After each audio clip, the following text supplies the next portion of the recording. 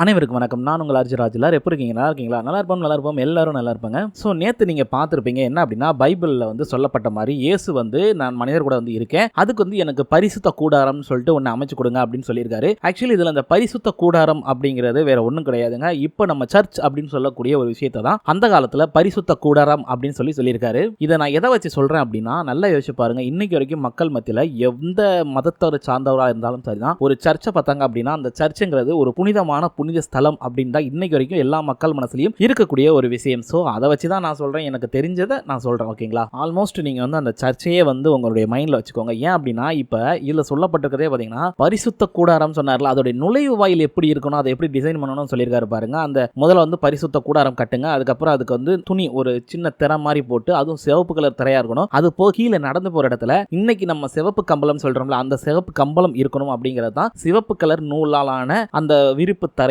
ஒன்று அப்படின்னு சொல்லியிருக்காரு. அதை வந்து தரையில் இருக்கணும் அப்படின்னு சொல்லியிருக்காரு. அது போக வந்து இந்த திரை இருக்குல்ல, மூடுறதுக்கான திரை, அதில் வந்து பொன்ல உருக்குன, அதாவது பொன்னால் செய்யப்பட்ட கொக்கில இருக்கணும் அப்படின்னு இருக்காரு. அதாவது ரெண்டு பக்கமும் கொக்கி இருக்குல்ல, அந்த கொக்கி வந்து பொன்னுல செஞ்சிருக்கணும் அப்படின்றது, அதாவது வெள்ளியில. ஸோ இது போக வந்து என்ன சொல்றாருன்னா, வெளியே வந்துட்டு இந்த சித்தி மரத்துல வந்துட்டு 5 தூணை செய்ய அப்படின்னு சொல்லியிருக்காரு. ஸோ இது போக வந்து என்ன சொல்றாருன்னா, பீடம் அப்படின்னு சொல்லிட்டு ஒரு விஷயத்தை செய்ப்பா அப்படின்றாரு. அது வந்து வெண்கலத்தால செஞ்சிருக்கணும் அப்படின்றாரு. ஆல்மோஸ்ட் வெண்கலம்னா தெரிஞ்சிருக்கும், நம்மளுடைய செம்பு இருக்குல்ல, அதை தான் வெண்கலம் சொல்லுவாங்க. இந்த டிசைன்லாம் எதுக்குன்னு பார்த்தீங்கன்னா, அவர் சொன்ன மாதிரி அந்த பரிசுத்த கூடாரத்தோட நுழைவு வாயில் இந்த டிசைன்ல இருக்கணும் அப்படின்னு சொல்லியிருக்காரு. இந்த நுழைவு வாயில இந்த விஷயங்கள்லாம் வைங்கப்பா அப்படின்னு சொல்லியிருக்காரு. இதுக்கப்புறம் தகன பலிக்கான பலிபீடம் அப்படின்னு சொல்லி ஒரு பலிபீடத்தை கட்டுங்க அப்படின்னு சொல்லியிருக்காரு. இந்த பலிபீடத்தை இவர் எப்படி கட்ட சொல்லியிருக்காரு பாருங்க. அதாவது சித்தி மரத்துல தான் கட்ட சொல்லியிருக்காரு. என்ன அப்படின்னா, 5 அடி நீளமும் 5 அடி அகலமும் வச்சு உயரம் வந்து ஒரு 3 அடி வச்சுக்கோப்பா, இதை வந்து நீங்க செஞ்சுக்கோ அப்படின்னு இருக்காரு. அது போக அந்த பலிபீடத்தோட இந்த 4 பகுதியில் பார்த்தோன்னா கொம்பு மாதிரி ஒரு இது அமைப்பு வந்து வச்சுட்டு, அது போக இந்த பலிபீடத்தை மரத்துல செஞ்சுட்டு அது மேல வந்து வெண்கலத்தால வந்து இது பண்ணிடு, கவர் பண்ணிடு அப்படின்னு சொல்லியிருக்காரு. இப்போ பலிபீடத்துக்கு வந்து என்ன சைஸ்ல இருக்கணும்னு சொல்லிட்டாரா. அதுக்கப்புறம் அந்த 4 கொம்பு வைக்க சொன்னார்ல, அந்த கொம்புல வந்து என்ன பண்ண சொல்றாருன்னா, கொம்புல வந்து ஒரு சல்லடை மாதிரி, அந்த ஒரு சலிக்கிறதுக்காக சல்லடைன்னு சொல்லுவாங்களா, அந்த மாதிரி ஒரு வலை பின்னல்கள் சொல்லுவாங்க, அதை வந்து 4 பக்கமும் வச்சு, அதுவும் கீழே கொக்கி வச்சு நீட்டா நல்லா டைட்டா இருக்கிற மாதிரி வந்து கட்டிவிடு அப்படின்னு சொல்லியிருக்காரு. இதுல இன்னொரு ஹைலைட் என்ன அப்படின்னா, இந்த சல்லடை இருக்குல்ல, இந்த சல்லடை வந்து வெண்கலத்தால் ஆனதா இருக்கணும் அப்படின்னு சொல்லியிருக்காரு. இதோட நிப்பாட்டலங்க, இன்னும் ஹைலைட்டா போய் அந்த பலிபீடத்துல யூஸ் பண்ணக்கூடிய பொருள் இருக்குல்ல, அந்த பலிபீடத்துல யூஸ் பண்ணக்கூடிய பொருள் எல்லாமே வந்து வெண்கலத்துல இருக்கணும்னு சொல்லியிருக்காரு, அதாவது வெள்ளியில இருக்கணும்னு சொல்லியிருக்காரு. ஸோ இப்போ இந்த பலிபீடம் செஞ்சாச்சுல, அதை சுற்றி வந்து 4 பக்கமும் 4 தூண் வை, நல்ல பெருசா. அந்த தூண் வந்து இந்த சித்தி மரத்தில் செஞ்சிருக்கணும். அது போக அதையும் வந்து பொன்னால வந்து அதை கவர் பண்ணியிருக்கணும் அப்படின்னு இருக்காரு. ஆல்மோஸ்ட் வெள்ளியில வந்துட்டு ஒரு இது மாதிரி போட்டு கவர் பண்ணிக்கோ அப்படின்னு சொல்லியிருக்காரு. இது போக இன்னொன்று என்னன்னா, அந்த பலிபீடம் வந்து ரிமூவபிளா இருக்கணும் அப்படிங்கிற மாதிரி தான் சொல்லியிருக்காரு. என்னன்னா, அதை வந்து ஒரே இடத்துல வச்சிருக்க கூடாது அப்படின்னு சொல்லியிருக்காரு. அதை வந்து எடுத்துட்டு கொண்டு போய் இன்னொரு இடத்துல வைக்கிறதுக்கு தேவையான அந்த 4 பக்கமும், அதாவது 2 பக்கம் வச்சுக்கோங்க, 4 வளையத்தை போட்டு அதுல வந்து இந்த சித்தி மரத்துல இருக்கிற அந்த கட்டையை உள்ள விட்டு அதை தூக்கிட்டு போயிட்டு இன்னொரு இடத்துல வைக்கிற மாதிரி இந்த மாதிரி டிசைன் பண்ண அப்படின்னு சொல்லியிருக்காரு. ஸோ இது வந்து பலிபீடத்துக்கான டிசைன் சொல்லிட்டாரு. இப்போ இன்னொன்று என்ன சொல்றாரு அப்படின்னா, அவர் தங்கக்கூடிய அந்த கூடாரம் இருக்குல்ல, பரிசுத்த கூடாரம், அதனுடைய முன்பகுதி பார்த்தீங்கன்னா ஃப்ரீயாக தான் இருக்கணும். அதுல மரம் செடி கொடி வைக்கிறதுக்கு ஒரு 100 அடி, அதாவது வந்து அந்த காலத்துல 100 முழ நீளம் அப்படின்னு சொல்லியிருக்காரு. ஸோ அந்த அளவுக்கு வந்து நீங்க இடம் விட்டுருங்க அப்படின்னு சொல்லியிருக்காரு. ஸோ அந்த 100 முழ நீளத்துக்கு வந்து பார்த்தீங்கன்னா வந்து தூண் மாதிரி செஞ்சு நிப்பாட்டிரு அப்படின்றாரு. அதையும் எப்படி வெளியில தான் செஞ்சிருக்கணும் அப்படின்னு இருக்காரு. இதுல கிறிஸ்டியனா இருந்து கேட்கறவங்க யாருமே வந்து நான் எதுவும் தப்பா சொல்லிட்டேன் அப்படின்னு சொல்லிட்டு எதையும் வந்து தப்பா எடுத்துக்காதீங்க. இதுல என்னுடைய பர்சனல் விஷயம் எதுவுமே கிடையாது. ஓகேங்களா? நான் சொல்றது எல்லாமே எந்த புத்தகமா இருந்தாலும் அதுல இருக்கக்கூடிய பிளஸ் ஆர் மைனஸை எடுத்து சொல்லிடுவேன். ஸோ எனக்கு தெரிஞ்சு கடவுள் வந்து எனக்கு ஒரு கோயில் கட்டு, அந்த கோயில் இந்த மாதிரி டிசைன்ல கட்டு அப்படின்னு சொல்லியிருக்காரு அப்படிங்கிறப்ப, அது இந்து மதமா இருக்கட்டும், கிறிஸ்டின் மதமா இருக்கட்டும், இல்ல முஸ்லீம் மதமா இருக்கட்டும், கடவுள் இப்படி ஒரு கோயில் எனக்கு கட்டுங்க, நான் வந்து உங்களுக்கு வந்து ஆசீர்வாதம் பண்றேன் அப்படின்னு சொல்லியிருக்காருங்கப்போ அது நம்ப முடியாத அளவுக்கு தாங்க இருக்கு என்னால. ஏன் அப்படின்னா, இப்ப கடவுள் மோஸ்ட்லி வந்துட்டு நம்மளை படிச்சவர் கடவுள் தான். ஓகேவா? அவங்களுக்கு எந்த தேவையும் இருக்க போறது இல்லை, நமக்கு தான் வந்து தேவைகள் அதிகம். ஸோ நம்ம வந்து தங்கம் வைரம் வைடூரியன் எல்லாத்துக்கும் மயங்கும். ஓகே, பட் கடவுள் மயங்குறாங்கிறது தான் ஆச்சரியமா இருக்கு. இப்போ கடவுளை என்ன சொல்லியிருக்காருன்னா, இதுல வெள்ளியில செய்ய, அது வந்து காப்பர்ல செஞ்சு வை, தங்கத்துல செய்ய, இப்படிதான் சொல்லிக்கிட்டு இருக்காரு. ஸோ எனக்கு தெரிஞ்சு கடவுள் தங்கம் வெள்ளி வைரம் வைடூரியம் எல்லாம் கேட்கிறாரு அப்படின்னு சொல்றப்போ அது ஆச்சரியத்தக்க விஷயமா தான் இருக்குதுங்க. இவர் வந்து என்ன சொல்லியிருக்காரு அப்படின்னா, அந்த 100 முழ நீளத்துக்கு பாத்தீங்கன்னா வெள்ளி, அதாவது சித்தி மரத்துல செஞ்சு ஒரு தூண் மாதிரி செஞ்சு அதை வெள்ளியில வந்து கவர் பண்ணி, அதாவது ரைட் சைடில் ஒரு 50, லெஃப்ட் சைடில் ஒரு 50 வச்சிரு, அது பக்கத்திலே அந்த பலிபீடத்தையும் வச்சிரு அப்படின்னு சொல்லியிருக்காரு. அது போக அந்த பலிபீடத்துக்கு தேவையான எல்லா இதையும் அங்கனக்குள்ளேயே வச்சிரு அப்படிங்கிற மாதிரி சொல்லியிருக்காரு. இப்போ இவர் இன்னொன்று என்ன சொல்றாரு அப்படின்னா, இந்த கூடாரத்துக்கு தேவையான எல்லா பொருட்களுமே வெண்கலமோ இல்லை பொன்னாலோ செய்யப்பட்டிருக்க வேண்டுமே தவிர வேற எந்த ஒரு மெட்டீரியலையும் யூஸ் பண்ணிடக்கூடாது அப்படிங்கிற மாதிரி சொல்லியிருக்காரு. இதன் பிறகு என்ன சொல்றாரு அப்படின்னா, அகல் எண்ணெய் அப்படின்னு சொல்லிட்டு ஒரு தலைப்பு கொடுத்திருக்காங்க. என்ன அப்படின்னா, இப்போ நம்மளுடைய இயேசுநாதர் வந்து யாரு, நம்ம மோசட்ட சொல்றாரு, இந்த இஸ்ரவேலுடைய குடும்ப வம்சாவளியால் இருக்காங்கல்ல, அவங்க எல்லாம் தினமும் வந்து நல்ல உயர் உயர்தர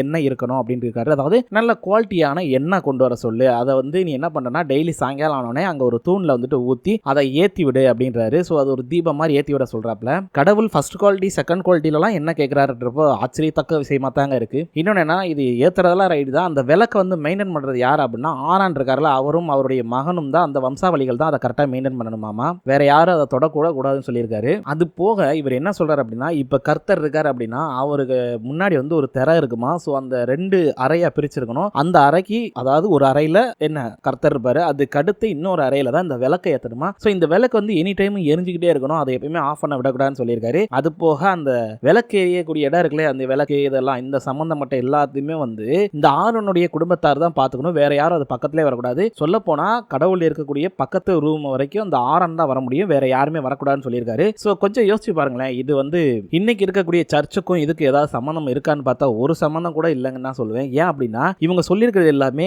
இந்துக்கள் கோயிலில் தான் இருக்கும். ஏன்னா இந்துக்கள் கோயிலில் தான் கருவறைன்னு ஒன்று இருக்கும். அந்த கருவறைக்குள்ள ஐயரால மட்டும்தான் போக முடியும். அதுக்கு வந்து திரை போட்டிருப்பாங்க. அதுக்கு அடுத்து ஒரு லேயர் இருக்கும், அங்கே தான் எல்லாம் இந்த பூசை பொருட்களாக வச்சிருப்பாங்க. அதுக்கு அடுத்த லேயர்ல தான் இந்த மனிதர்கள், நம்ம வந்து சாமானிய மக்கள் வந்து கும்பிட்டு இருப்பாங்க. ஸோ இந்த நடுவில் இருக்கக்கூடிய இந்த இது, அது போக வந்து கருவறை, இந்த 2 இடத்துக்கு இந்த ஐயர் தான் போக முடியும், அந்த வம்சாவளிகள் அவங்க தான் வந்து போக முடியும். ஸோ இவங்க சொல்றது பார்த்தீங்க அப்படின்னா இது வந்து ஒரு கிறிஸ்டியானிட்டியில் இது கரெக்டாக சொல்லியிருக்காங்களா அப்படின்னா என்னைய கேட்டால் கரெக்டாக சொன்ன மாதிரி தெரியல. இது ஆல்மோஸ்ட் அந்த இந்து கோயில்களுக்கு ஈக்குவலாக தான் சொல்ற மாதிரி தான் தெரியுது. ஸோ நான் சொன்னேன்ல, இப்போ அடுத்து பாருங்க, அந்த ஆசாரியருக்கான உடை அப்படின்னு சொல்லிட்டு வந்துருச்சு. இப்போ நம்ம ஐயருங்கெல்லாம் வந்து காவி வேஷ்டி கட்டிட்டு அந்த காவி துண்டு எல்லாம் மேலே போட்டுக்கிட்டு தாடி வச்சு மாலையெல்லாம் போட்டுக்கிட்டு அது ஒரு இதாக தான் போவாங்க, ஓகேங்களா. அது ஒரு யூனிஃபார்ம் மாதிரி தானே. இங்கே அது மாதிரி இவரும் வந்து ஒரு யூனிஃபார்ம் கொடுக்குறாரு. அவங்க வந்து ஆசாரியருக்கான உடைன்னு ஒன்று கொடுக்குறாரு. ஸோ இப்போ என்ன அப்படின்னா, இப்போ இவர் நம்ம கர்த்தர் என்ன சொல்றாரு அப்படின்னா, மோசோட்ட வந்துட்டு உன்னுடைய சகோதரர் இருக்கார்ல ஆரோன், அவருடைய பசங்க வந்து இந்த நதாப், அபியும், அப்புறம் எலோசர், ஈத்தமர் அப்படின்ட்டு இந்த ஆரோனுடைய பசங்க ஒரு 4 பேர் இருக்காங்க. இவங்க எல்லாத்தையுமே கூட்டுவோம், அவங்கள வந்து தனியாக பிரித்து வச்சுக்கோ, எங்க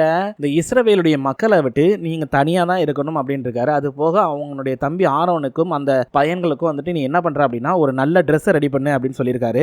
ஸோ இவங்க வந்து வழி வழியா எனக்கு வந்து அந்த சேவைகளை செய்வாங்க அப்படின்னு சொல்லியிருக்காரு. அதாவது சர்ச்சில் இப்போ வந்து பாதிரியாராக இருக்கிறவங்களுக்கு ஒரு ட்ரெஸ் கொடுத்துருக்காங்கல்ல, ஸோ அது மாதிரி இதை டிசைன் பண்ணணும்னு சொல்லியிருக்காரு. இதில் என்ன ஒன்றுனா, இந்த டிசைன் பண்ணுற ஆள் எங்கே தெரியுமா இருக்காரு, இவர் எந்த மக்களை வந்து பக்கத்தில் வரக்கூடாதுன்னு சொல்கிறாரோ அந்த மக்கள்கிட்ட தான் அந்த டிசைன் பண்ணக்கூடிய ஒருத்தர் இருக்காரு. அவருக்கு நான் அந்த அறிவை கொடுத்துருக்கேன், நீ அவர்கிட்ட சொல்ல, அவர் கண்டிப்பாக உனக்கு டிசைன் பண்ணி கொடுப்பாருன்னு சொல்லியிருக்காரு. மக்களே இந்த இடத்துல நல்லா சிந்திச்சு பாருங்க. அதாவது வந்து இப்படிதான் மக்களை வந்து முட்டாளாக்குறதுக்கான என்னென்ன காரியங்கள் செய்யணுமோ அது எல்லாத்தையுமே நிறைய பேர் செஞ்சிருக்காங்கன்னு சொல்லலாம். சிம்பிளா சொல்லணும் அப்படின்னா, இப்ப கர்த்தர் அப்படிங்கிற ஒரு கடவுள், ஓகேங்களா, அவர் வந்து மக்களுக்கு நிறைய நல்லது பண்ணாரு. சொல்ல போனா கர்த்தருடைய படங்களையும் நான் பார்த்திருக்கேன், கர்த்தருடைய இதை நிறைய கேட்டிருக்கேன். அதுல பாத்தீங்கன்னா நோய் நொடியோட இருக்கிறவங்களுடைய நோயை தீர்த்திருக்காரு அப்படின்னு சொல்லியிருக்காரு. அப்ப அவர் வந்து நோய் நொடியை தீர்க்கறதுக்கு முன்னாடி இவன் எந்த இதை சேர்ந்தவன், எந்த மதத்தை சேர்ந்தவன், எந்த இனத்தை சேர்ந்தவன், யார் என்ன ஏதாவது பார்த்தாரு பார்க்கல. அவன் யாரா இருந்தாலும் மனிதன், அவனுடைய நோயை நான் தீர்த்து வைக்கிறேன்னு சொல்லி தீர்த்து வச்சிருக்காரு. அது மட்டுமா பல பேருடைய கஷ்ட நஷ்டங்களையும் போக்கியிருக்காரு இல்லையா. அப்படி இருக்கிறப்ப இப்படி ஒரு கடவுள் வந்து எப்படி ஒரு குறிப்பிட்ட மனிதர்களை வந்து விலக்கி வைக்க முடியும், விலக்கி வைக்கணும்னு சொல்றாரே, இது எப்படி ஏத்துக்கிற மாதிரி இருக்கா அப்படிங்கிறது தான் எனக்கும் புரியல. மேபி இதோடைய கருத்து வந்து எனக்கு புரியாம இருந்திருக்கலாம். எனக்கு இன்னொரு கருத்து என்ன அப்படின்னா, ஒருவேளை இவர் வந்து இல்ல ஒரு குறிப்பிட்ட ஆட்களை மட்டும் வச்சுக்குவோம் அப்படின்னா தான் கரெக்டா வரும், இல்லைன்னா இது வந்து யார் வேணாலும் வரலாம் யார் வேணாலும் போகலான் இருந்தா சரியா வராதுன்னு நினைச்சிட்டாரோ என்னமோ, இப்படியும் இருக்கலாம்ங்கிறது என்னுடைய தனிப்பட்ட ஒரு கருத்து தான். ஸோ உங்களுடைய கருத்துக்கள் என்னங்கிறது நீங்க கமெண்ட் பண்ணுங்க, அதையும் வந்து நம்ம பார்த்து தெரிஞ்சுக்கலாம். இதுல ஹைலைட்டான விஷயம் என்ன தெரியுமா, இப்ப இருக்கக்கூடிய பாதிரியார்கள் அணிஞ்சிருக்காங்கல்ல அந்த வெள்ளை உடை, அவங்க மேல வந்து அந்த சிவப்பு கலர் துண்டு போட்டிருப்பாங்க, அது வந்து அந்த வெல்வெட் துணி, அந்த ஜரிகை துணியில செஞ்சிருப்பாங்க. அது மாதிரி தான் அவர் சொல்லியிருக்காரு. எப்படின்னா அந்த ஆசாரியர்கள் வந்து ஊழியம் செய்யட்டும்னு போட்டிருக்காரு. அது போக வந்து அதாவது பொன்னால் செஞ்ச ஜரிகை மாதிரி இருக்கணும் அப்படின்னு சொல்லியிருக்காரு. நல்ல பட்டு, ஓகேங்களா, பட்டு துணியில அந்த இது செஞ்சிருக்கணும் அப்படின்னு சொல்லியிருக்காரு. என்ன கலர்ல இருக்கணும் அப்படின்னா ரெட் கலர்ல இருக்கணும்னு சொல்லியிருக்காரு. ஸோ இந்த மாதிரி அந்த ட்ரெஸ்ஸை கூட அது என்ன கலர்ல இருக்கணும், என்ன மாதிரி டிசைன் பண்ணணும் அப்படிங்கிறத கொண்டு இயேசுநாதர் சொல்லிட்டாரு. ஸோ ஓகே, இப்போ ட்ரெஸ் சொல்லியாச்சு, ஓகே அடுத்தது சொல்லணும்ல. ஸோ அடுத்ததுக்கான தலைப்பு பார்த்தீங்க அப்படின்னா எபோத்தும் இடை கச்சையும் அப்படின்ற ஒரு தலைப்புல கொடுத்திருக்காங்க. எபோத்தை செய்வதற்கு பொன்னையும் சரிகையையும் பயன்படுத்து அப்படின்னு சொல்லியிருக்காரு. அதாவது வந்து பொன் அப்படின்னா என்ன, எப்பயும் போல வெள்ளி இதெல்லாம் பயன்படுத்து, அது போக அவர் சொன்ன மாதிரி அந்த சிவப்பு கலர் நூலெல்லாம் பயன்படுத்தி, அது போக இதை வந்து நல்ல டேலண்டான ஒருத்தர்கிட்ட இந்த வேலையை கொடு, அது போக வந்து இந்த எபோத்தோட 2 மூலையிலையும் பார்த்தீங்கன்னா இந்த தோள்பட்டை அப்படின்னு சொல்லியிருக்காரு. ஸோ தோள்பட்டையாலான ஒரு பொருளை தொங்க விடணும், அதாவது கட்டி தொங்க விடணுங்கிற மாதிரி சொல்லியிருக்காராம். அது போக இந்த எபோத்துக்கு வந்து ஒரு இடைக்கச்சை செய்யுங்க அப்படின்னு சொல்லியிருக்காரு. இந்த இடைக்கச்சை அப்படின்னா என்னங்கிறது எனக்குமே கொஞ்சம் புரியாம தான் இருக்கு. இது போக இன்னொன்று என்ன சொல்றாரு அப்படின்னா, அந்த எபோத்துல இருந்து கோமேத கற்கள் அப்படின்னு சொல்லிட்டு ஒரு கற்கள் சொல்றாரு, அதாவது ஒரு கல், ஓகேங்களா, அந்த கல்லை எடுத்து அதுல வந்து நம்ம இஸ்ரவேல் இருக்கார்ல இவருடைய மகன்களுடைய பெயர்களை வந்து நீ செதுக்கணும். அது வந்து ஒரு 12 பேர் இருக்காங்க, அவங்கள வந்து 6 பேரா பிரிச்சு 2 கல்லையும் செதுக்கி அதை வந்து அங்க நினைவு சின்னம் மாதிரி அங்கேயே வச்சிரு அப்படின்னு சொல்லியிருக்காரு.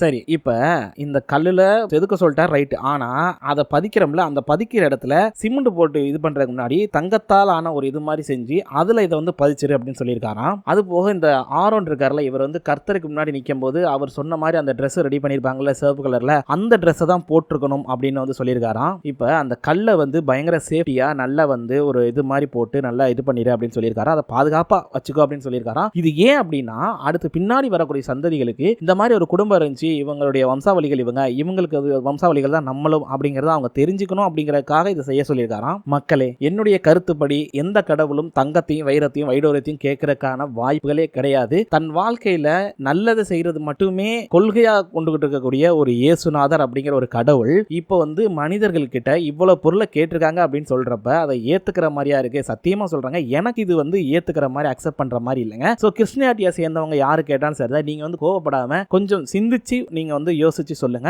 ஓகேங்களா? உங்களுக்கு தெரிஞ்ச விஷயம் ஏதாவது இருந்தாலும் பரவாயில்ல, நீங்க கமெண்ட் பண்ணுங்க, அப்பதான் நமக்கும் தெரியும். சோ உங்களுடைய கருத்துக்கள் என்னங்கிறத கமெண்ட் பண்ணி சொல்லுங்க மக்களே. மீண்டும் நாளை சந்திக்கலாம். நன்றி.